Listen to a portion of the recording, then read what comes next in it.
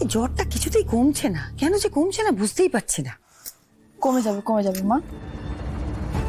এই তো এখন অনেকটা নেমেছে টেম্পারেচার। জল পড়তে দিচ্ছি, কমে যাবে। আর তুমি চিন্তা করো না তো এত, দাঁড়াও, ঠিক হয়ে যাবে। আর শোনো, আজকে রাত্রে আমি খেয়ার সঙ্গে শোবো, কেমন? একা ছাড়বো না ওকে।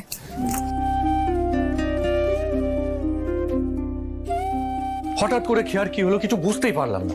আরে আমি তো ভেবেছিলাম ভাইরাল ফিভার, ডক্টর বললেন ভাইরাল ফিভার নয়, কোনো শক থেকে জ্বরটা এসছে, একদিন থাকবে জ্বরটা। চল গিয়ে দেখি।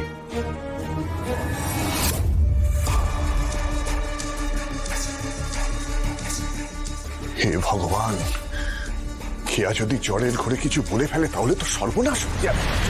না না, যেভাবে হোক ওকে বোঝাতেই হবে যে লোককে সব কথা বললে শুধু আমার বদনাম হবে না, ওরও বদনাম হবে, গোটা পরিবারের বদনাম হবে।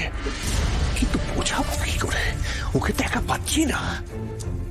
আবার ও একা যাওয়াও তোর কাছে রিস্ক। আমাকে দেখে যদি আবার চেঁচামেচি শুরু করে দেয় তখন? কিন্তু রিস্ক তো নিতেই হবে, নিতেই হবে রিস্ক।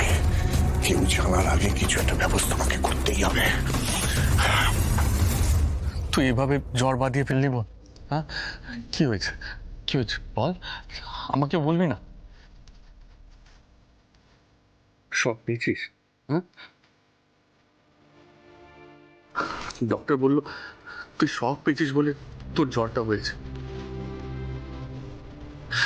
কেন, কিসের শক বল? তুই তুই তুই তুই আমায় বল, আমার আমার আমার তুই শান্ত হ। কেন জিজ্ঞেস করছিস এসব কথা? দেখছিস তো জ্বরে কম করছে, একটা কথা বলতে পারছে না। একটু সুস্থ হতে দে, ও ঠিক বলবে। অবশ্য সুস্থ হলেই বা বলবে কেন? ও কোন দিন বলেছে বল? বলেছে আজ পর্যন্ত কিসের কষ্ট, কিসের শখ পায়? ঠিক আছে জ্যোতি, কি জ্বালায় মেয়েটা, একটা কথা মুখ ফুটে বলে না আমাকে। আচ্ছা, আমি বলি কি, একটু শান্ত হও তোমরা, একটু শান্ত হও, ও ঠিক হয়ে যাবে। আর ঠিক হলে নিশ্চয়ই বলবে কি হয়েছে ওর সঙ্গে। আমি তো বলেছি আমি কথা বলবো ওর সঙ্গে। ওর সুস্থ হওয়াটা খুব দরকার। তাছাড়া বাড়ির সবাইকে সুস্থ থাকতে হবে, সবার মাথা ঠান্ডা রাখতে হবে। কাল সকালে স্পেশাল অফিসার আসছেন।